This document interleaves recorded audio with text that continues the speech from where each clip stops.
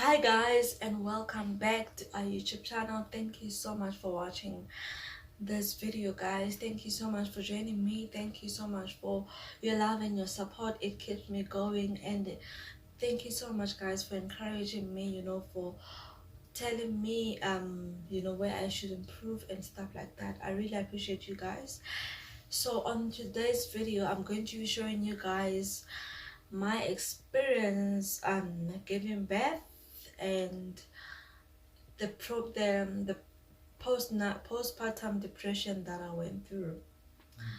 So I gave birth in July. On the 14th of July, I actually started my maternity leave on the 23rd of June because I knew that from the 8th, because I had 2 dates. And one thing how can I how can I put it like that shocked me was that the 2 dates that I was given at the hospital are the 2 dates that the first one is the date that my mom passed away, and the second one is the date that my mom was buried. So I got the 8th of July, which my mom passed away on the 8th of July 2007, and she was buried on the 14th of July 2007, and I gave birth to my daughter on the 14th of July 2021. So when I found out that I was pregnant, I didn't have a medical aid, and I wanted to apply for a medical aid because I was like scared of giving birth at a public hospital. So, and then when I went to apply, I was told that the medical aid won't even cover my pregnancy because I'm already pregnant. So I just found it useless for me to apply for medical aid, because the reason why I was initially applying for the medical aid was for me to be able to get whatever help I need through it, and to be able to give birth at a private hospital. But the medical aid was not going to provide me with that. So what happened was that, okay, I went on maternity on the 23rd of July, took each day as it comes, and I was going to a public clinic, in Pretoria, at Pretoria's Park Clinic. It was, like throughout my pregnancy, the ladies were so nice, helpful on what I should eat, stuff like that, of which I'm very grateful for them. It kept me going, because when I found out I was pregnant, I was just eating whatever that I was craving. If I'm craving cake, I'll eat it. If I'm craving chocolate, whatever, anything. But when I started going to the clinic, they told me that cut out on the too much sugar, cut out on sugar, and eat fruits, especially green apple and stuff like that. So okay, fine, I gave. And then on the 13th, sorry, of July, in the morning, that's when like my water broke, but I didn't have any pains and stuff like that. So I went to the hospital to, because I initially wanted to go to the Tshwane hospital, but we were told that they were using the hospital for COVID, because June, July, it was the time when COVID was really, really, like, it hit hard. The numbers kept going. So people who had COVID were being transferred from, what was this hospital? Steve Biko. They're being transferred from Steve Biko to the Tshwane hospital. So which means now we couldn't even go there to give birth. So I had to go to Mamelodi Hospital to give birth. I got there on the 13th of July 2021 in the morning, around, because I started at the clinic first, and then that's when they transferred me to the hospital, because my water had broke, but then I didn't have any pains yet. So I got there around to 9 at Mamelodi Hospital. They put us in this room, like this, just at entrance, this other small room where there were pregnant people. I sat on the chair. It's just those black chairs that are not even comfortable. I sat on that chair, guys. And kept going to the toilet, you know, kept we get there, you put a pad on, you know, if it gets full you change, you know, you keep the changes kept coming, kept coming. When I got there, I was told that I was on 1 centimeter and I had to be at, I think, 10 centimeter for me to be able to give birth. So okay, fine. um I think even at 10 p.m.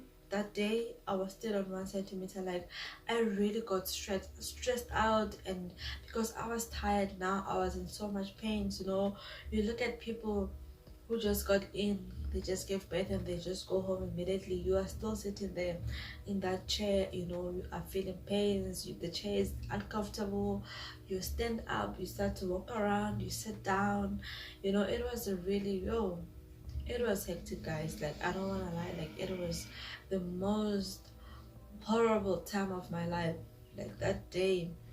And then, you know, yeah, the doctors kept coming, checking, you know, tying me with this other belt, you know, checking how far, baby, you know, they kept saying it's on 1 centimeter, then 2 centimeter, until also long hours that I was on 2 centimeter.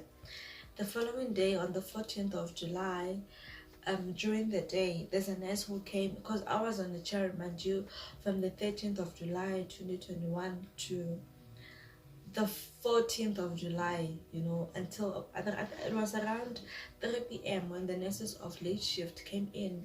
She was like, I saw you yesterday, you're still sitting here, they must get you a bed. Okay, I got a bed, and then they checked me. They were like, the baby, like, I'm pushing, I don't know how they put, like, they said I'm pushing, and so which means they need to take me for C-section because I'm going to hit the baby's head. Okay, they induced me, and you know, I changed, as I was ready for C-section, you know. As much as I was scared of it, but I just wanted to do whatever just to get the baby out of me, because I was already tired. Like, I had a long night and long day, and the food was not even nice. Like, I just didn't even want anything. I tried to taste, they served, I think it was samp, I forgot what it was, but I just tasted one bite and I just I spit it out. Like, it was, the food was awful, and the samp was very cold. It was not nice at all. So I was just eating whatever that I had, like, you know, just making. And when I was told that I was going for operation, from that time I didn't eat, because you don't eat until, you know, you until they take out the baby out of you. So I was on that bed, you guys, with the pains, you know, like, I could feel my baby pushing, but they'll come to me and say I'm pushing. Like, it was just so confusing. Like, what am I supposed to do? I don't know, because I am thinking I'm doing the right thing here, you know. Okay, then they called me and they took me to labor side. I'm like, okay, I'm supposed to go to C-section, but why are they taking me to labor now, you know? They said, when they took me to the labor section, they said I'm 6 centimeters. Okay, fine. I was on that bed, guys. It was really hectic, you know. I told them that the baby is coming, and they were like, no, if you haven't pooped yet, the baby is still far.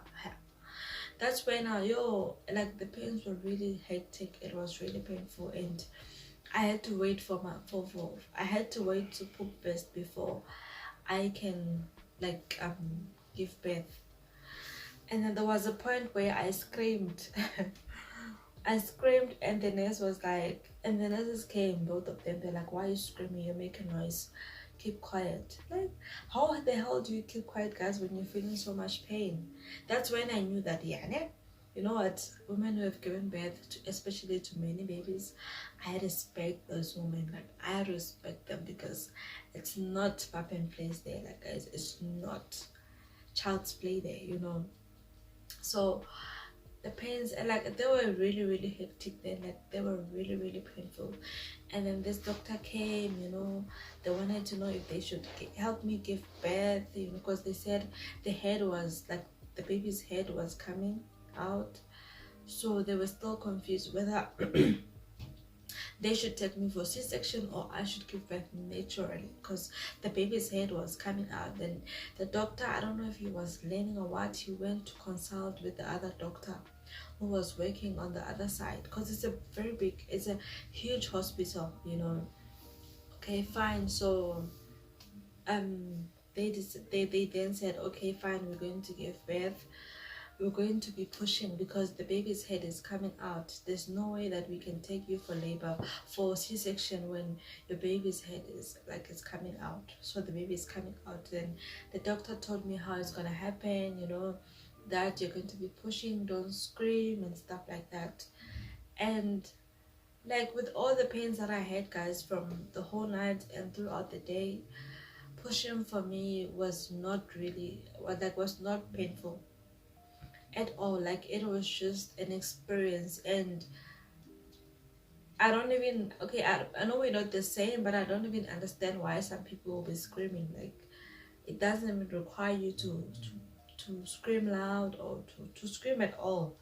Like, it's just something that, you know, you like when you're in the toilet, when you're just pushing that hard poop, you know, to come out.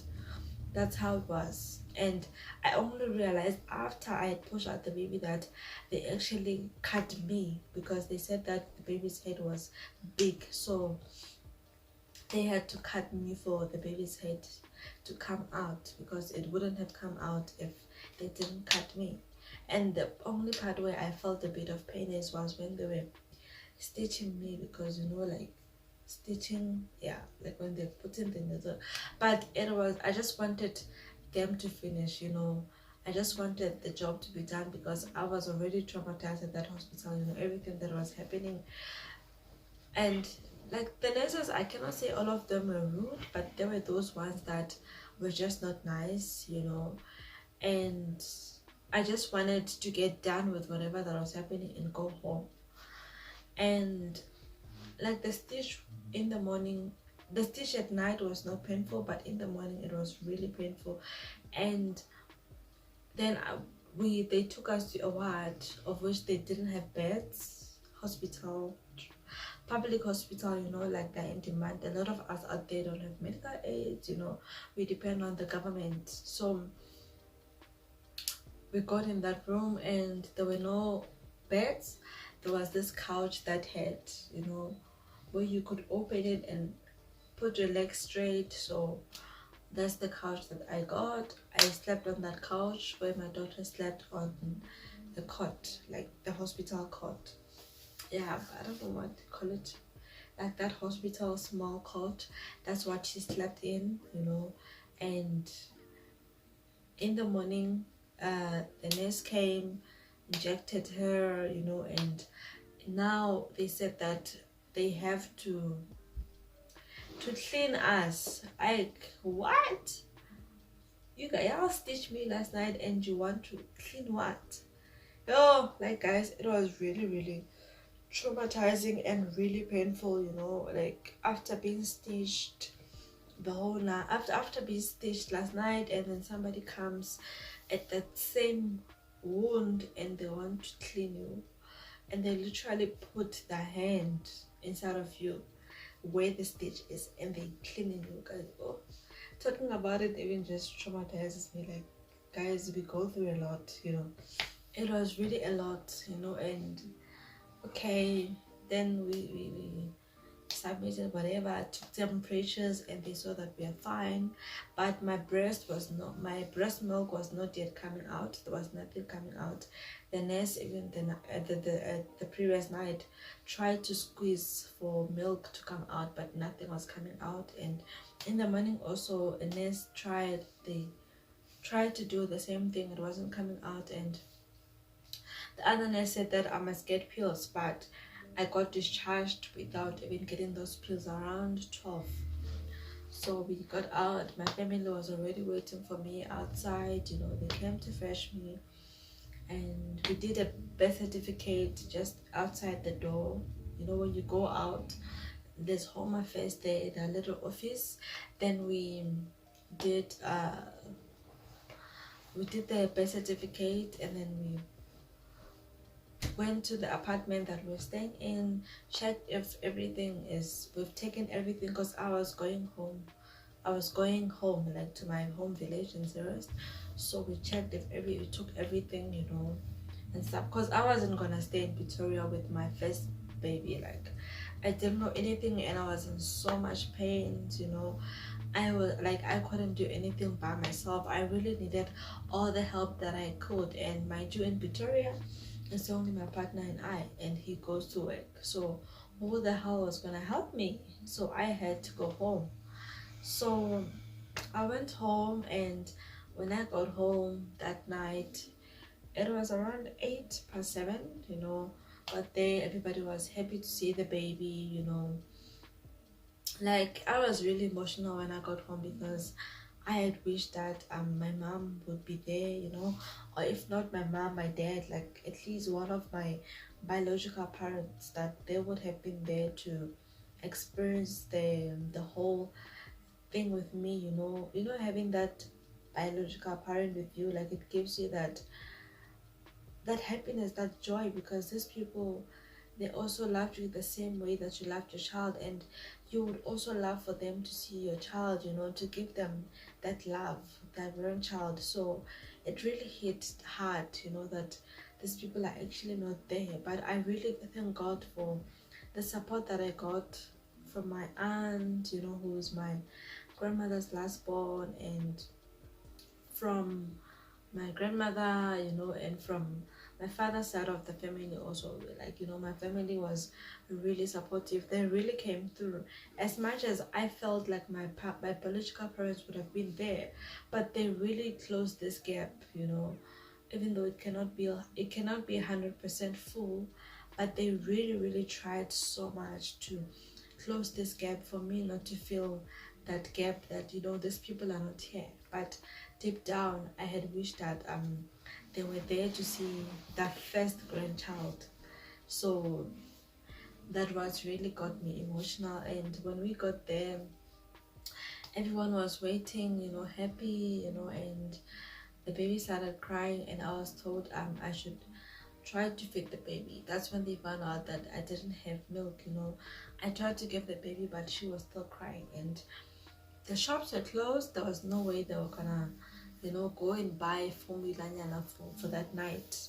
Even my sister asked, like, why didn't you guys buy formula, you know, at least. So what they did was that they did water, I don't know, water with what, with sugar or something, for her just to drink and then to sleep. So that whole night she was just feeding on water with sugar, if I'm not mistaken. Yeah, I think it was that, water and sugar, and she slept, you know. That's what she was feeding on. But the following day they kept telling me to try. Yo guys, the pain of trying to breastfeed a baby after giving birth, like, you guys, that pain, that pain almost sent me to heaven. I'm telling you, like, it was so painful. Like, I could feel my womb moving, you know. The pain starts from the womb, you know, when she's sucking the breast, like, it's moving there. Like, yo, I wanted to cry so hard that I was screaming.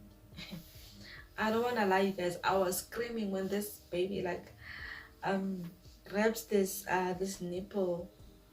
I was like crying, like screaming, like, oh my gosh, I'm feeling so much pain.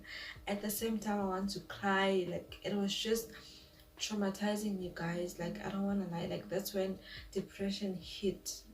Like, it hit a bit. Like, how long is this pain going to be? Like, I'm here feeling stitch pains. I can't walk properly. My boobs are painful. I'm supposed to breastfeed this baby. My womb is painful. My tummy is also painful. It hasn't healed. My hands also, like, I don't know what's happening. Like, my hands were so painful when I was pregnant. I couldn't hold like heavy stuff. I couldn't hold like stuff and not feel pain, especially on my joints. They were really painful. And like, you know, when you're feeling pains all over, like, there's just so much pressure. And it was in winter, guys. It was really cold. Like, I don't advise anyone to give birth in winter. I know it's not something that you can advise someone on, but please, guys, when you want to make babies, count the months. don't give birth in winter. Like, it's the worst time ever. Like, it's yo winter. It was really bad. So we really tried the breastfeeding thing, you know. My baby was also trying to suck, but she loved food so much, and she's now started losing her patience because there was literally nothing coming out. And I also tried to pump, you know. I had my aunt bought a pump because she went to town, and she bought a pump for me to pump milk when she's sleeping. She bought pills that were said they increase milk, and also Fanta orange that she was advised by somebody who works at the pharmacy that they also drank Fanta orange, and that it also increased their milk like supply. So my aunt brought the pump, you know. I was trying to pump, guys. I couldn't even fill up a small bottle of pump. Like, if I can show you guys, this is literally the bottle that I was using to pump. It came with my baby's pump. So this bottle ends at 125 ml oz, and I couldn't even reach 50. Like, I couldn't even reach here. I don't know if you guys can see. I couldn't even reach here on a daily like supply of milk. When I pumped in this, I couldn't even reach here. Like, that's how bad my milk supply was. Like, it was really bad, and I started to depress so much because, number one, I don't earn much from work, and it was the time of pandemic, you know. We both don't earn that much, and I had budgeted for like diapers, you know, wipes, you know, clothes and stuff like that. Now I had to start thinking of formula feeding. Formula feeding needs, I don't know how many containers of milk, you know, because that time she was still young. I can say 2 maybe, of which it's like 340. A tin of milk is like 340. I use Nan, so now we literally use like 4. So I really started depressing because the pills now, a few days later, they didn't work. I still had the same problem. The Fanta orange is not helping. I still had the same problem. Even when we went for 3 days checkup, because after birth, like, you go for 3 days checkup to see if they see if you are fine, and also the baby is fine. The nurse also tried to show me, okay, this is how you feed the baby and let the baby suck, and they thought that by doing just that it was fine, you know. But nothing came out. I really tried, and what made it worse was that my child lost patience. She didn't want the breast at all. She was now crying. If you put it on her mouth, she would just cry because this thing was not coming out. Nothing. And you're giving her this thing and nothing is coming out, you know. So now I had to start feeding my baby with that small milk that I was making, you know, small one. And I should also make sure that a bottle of formula is ready. When she finishes this one, she must drink formula, because there was no way she was going to be full with less than 25 oz of milk. So that's how bad it was. And guys, my grandmother's house is cold. It's like those corrugated roof, you know, and it's a huge bedroom. It was really cold, freezing, guys. Like, it was really cold. And imagine making milk at 1 a.m, you know. The bottles were even cold themselves. Like, they were really cold, freezing. And you have to start making milk. You must literally like get up. If you can't get up, you know, I would just lie on my, like, on my breast, lie on the bed, and, you know, grab whatever that is in front of me, because I had a little table in front of me and with a flask on the floor, so I was able to make milk. And sometimes the way it was freezing, the milk wouldn't even the water wouldn't even last the whole night cold. So at least maybe around 5 a.m. I should wake up and go plug water again.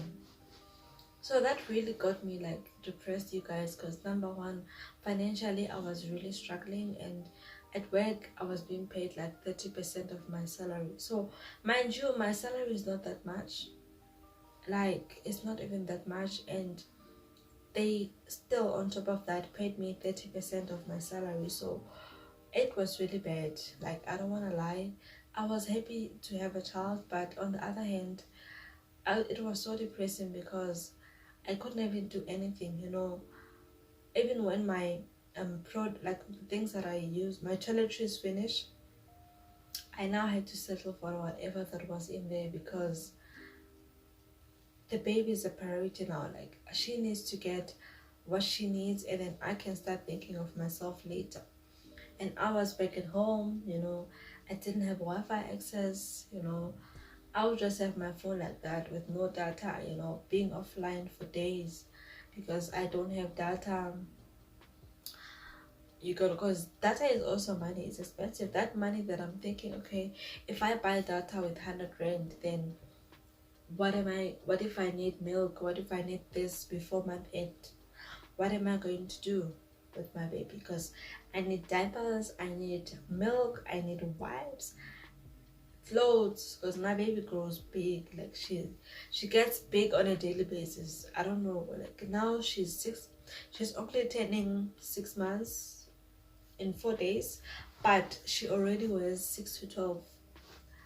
Like, that's how big she grows. Like, she started wearing 6 to 12 months back, I think, when she was 3 months old. That's when she started wearing 6 to 12 months. So I like constantly have to check her clothes, like, okay, this is small. Even today I had to like check her bag and take out a lot of clothes that are small, that are smaller than her, and I need to make sure that I buy new clothes, because when you decrease, clothes also decrease, you know. And she's a small baby, she needs to have clothes to change frequently, you know, get warm clothes and stuff like that. So I don't want to lie to you guys, giving birth in winter, there was a heater, but the heater was not even making a difference, because when we're sleeping also, we're trying to save electricity. When we sleep, we switch it off. So when you switch it on when you're awake, like, you need it very close, you need it very, very close to you. And she'll be crying at night, you know. Sometimes you will just not sleep until 3 a.m. Then you sleep after 3 a.m. Or maybe she will sleep and wake up at 1 a.m. and sleep at 4 a.m. You know, like, that's in winter, guys. Like, and my baby cries. Like, this girl can cry. Like, she cries so hard. And I remember this one night, you know, because I was sleeping with my grandmother, and my grandmother is old. Like, as much as she's not that old, because she's in her late 70s, as much as she's not that old, you know, but you know, she has really gone through a lot in her life, and she doesn't have that strength anymore. So she's old and she's tired, and you know, she also needs to sleep. She can't be busy babysitting kids at 1 a.m. and stuff like that. No, she's not fit enough for that. At least if my, because she even said it, that I wish that your mom was here so that she would be the one to be doing this job, because this job is not for me. I have done my job and now I'm here, you know. I could really feel for her. Like, if my baby is not sleeping around 1 a.m., she would like ask me, can you bring her to me? That time, guys, I need to get off my bed, because her bed was there, ours was here. I need to get off our bed and go to her bed to give her the baby, and she would hold the baby for like 10 minutes. After that, she's tired, come and take the baby. Like, yo, that one, it really hit me hard. Like, getting off the bed, it's very cold, you know, and the heater is not helping. It's like, it's not even helping at all. It's really cold. And I remember there was this one time I just, you know, like, I had so much anger, you know, and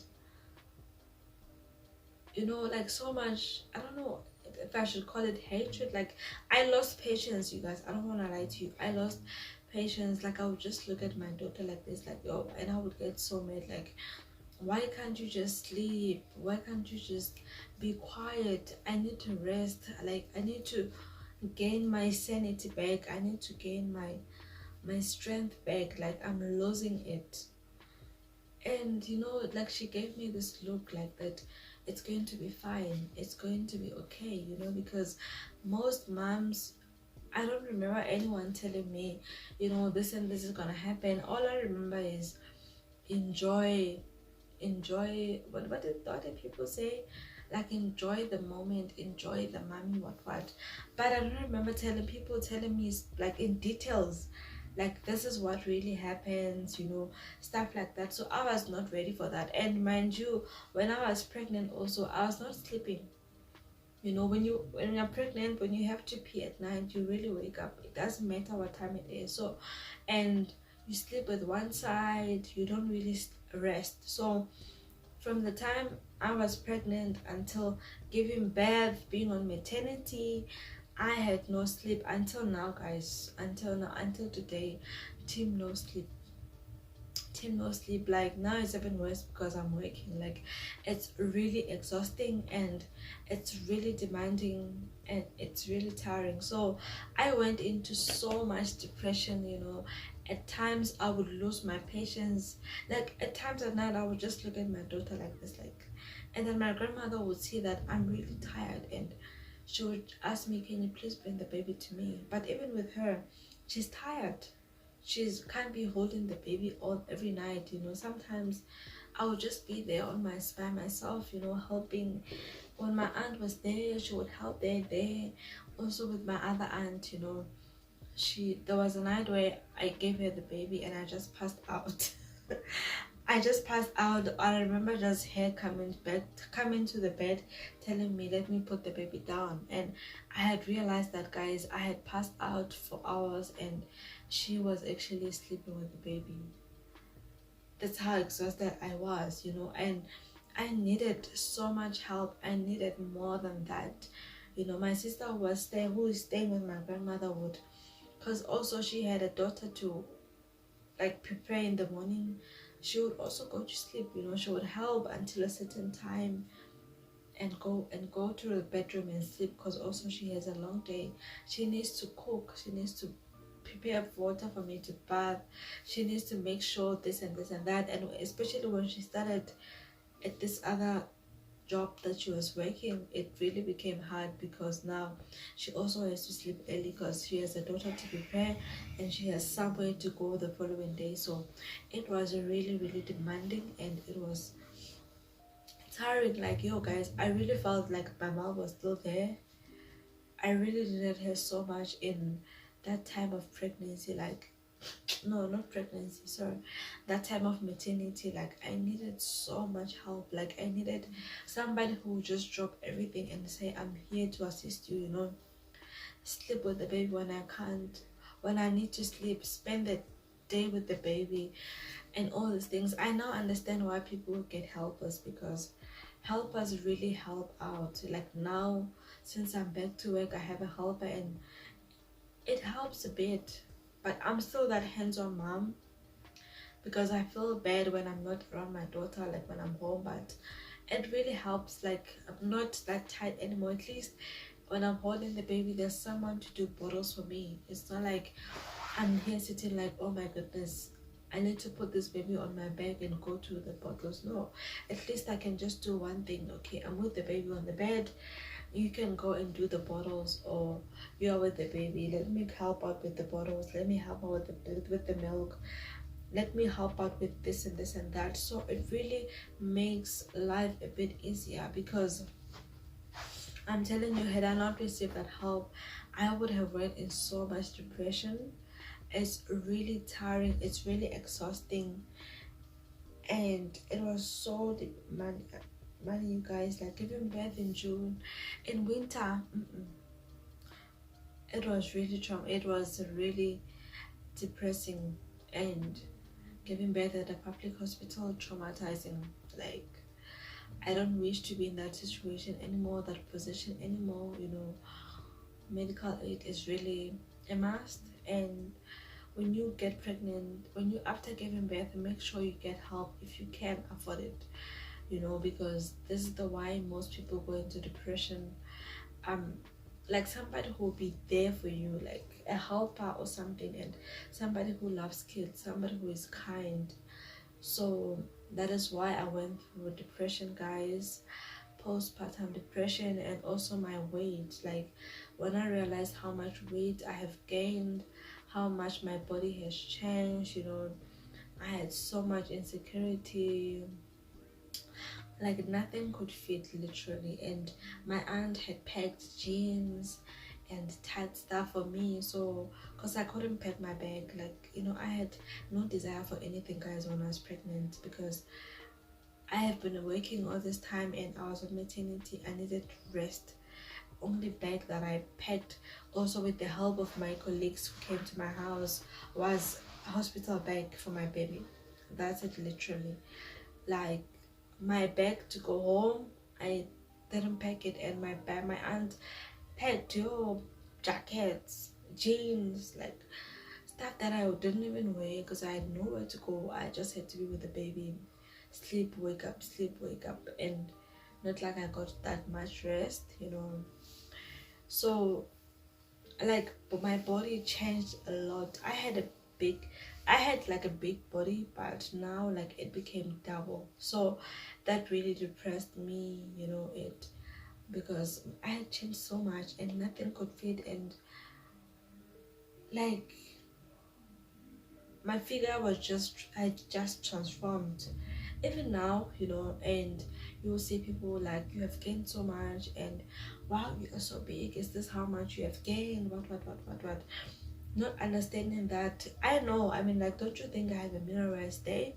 Don't you think I see myself, you know? Like hearing somebody says that to you is really depressing. It really hurts, because you also don't like to see yourself like that, and you wish that a miracle or something can happen, you know. If I could afford the medical procedures to you know, at least get my body to be in a better position, I would definitely do that, because I'll be doing it for me and for my mental health, because it affects my mental, it affects my, you know, my everything. Like it affects every part of me, you know. Every part of me gets affected, because now I'm starting to depress, I'm starting to have this anxiety, the stress and all that, you know. But I have learned to accept, that my body did not just get this in one night. It took me 9 months, because I was carrying a baby. So I need to be patient with myself, I need to be kind with myself, and I need to accept that yes, there's change that has transformed in my body. And this child that I brought on this earth, you know, is the achievement that I got through this body. So I need to embrace God for that. I need to thank God for that. I need to be grateful for that, you know. And for, so I need to be patient with myself, that like on a daily basis, you know, what changes can I do, what can I do for me to be able to get to the body that I want to get to. And at least the work in my workplace is so busy, like always on my toes, running around. So that will help me also to lose a bit of kilos, because I was just staying in the house, in bed, chair, bed, chair. So I just wanted to share you guys my giving birth journey and my maternity leave, you know, what happened, how I got in postpartum depression, you know. And I will share a video with you guys of how I got through it and how I got better. I'm not saying I'm healed officially, but I'm on that stage, you know. It gets better on a daily basis. It gets better, you know. Oh, I'm starting to fall asleep now, like I'm really tired. So I really hope that you guys enjoyed this video and that you learned something from this video. And I thank you so much, guys, for your love and your support as a new mom. Please comment below what advices you can give me and what videos you would like to see from me. And I thank you guys so much for your love and for your support. Thank you so much for each and everything that you have done for me. I appreciate you guys and I love you guys so much. I will see you guys in the next video. Bye.